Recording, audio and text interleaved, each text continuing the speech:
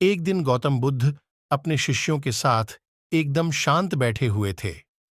उन्हें इस प्रकार बैठे हुए देख शिष्य चिंतित हुए कि कहीं वह अस्वस्थ तो नहीं है।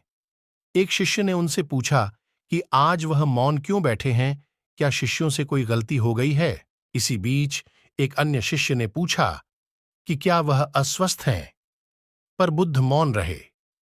तभी कुछ दूर खड़ा व्यक्ति जोर से चिल्लाया, आज मुझे सभा में बैठने की अनुमति क्यों नहीं दी गई है? बुद्ध आंखें बंद करके ध्यानमग्न हो गए। वह व्यक्ति फिर से चिल्लाया, मुझे प्रवेश की अनुमति क्यों नहीं मिली? एक उदार शिष्य ने उसका पक्ष लेते हुए कहा कि उसे सभा में आने की अनुमति प्रदान की जाए।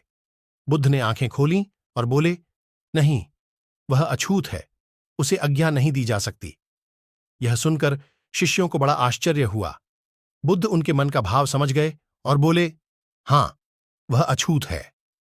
इस पर कई शिष्य बोले, हमारे आश्रम में जात पात का कोई भेद ही नहीं, फिर वह अछूत कैसे हो गया? तब बुद्ध ने समझाया, आज वह क्रोधित होकर आया है। क्रोध से जीवन की एकाग्रता भंग होती है।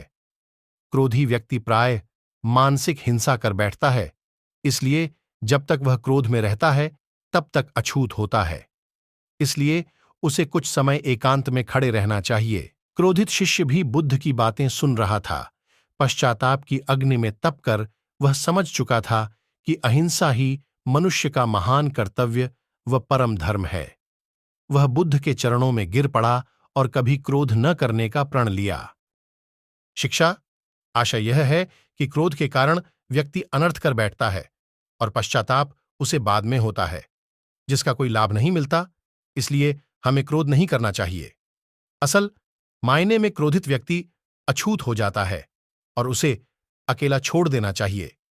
क्रोध करने से तन, मन और धन तीनों की हानि होती है। क्रोध से ज्यादा हानिकारक कोई और वस्तु नहीं है।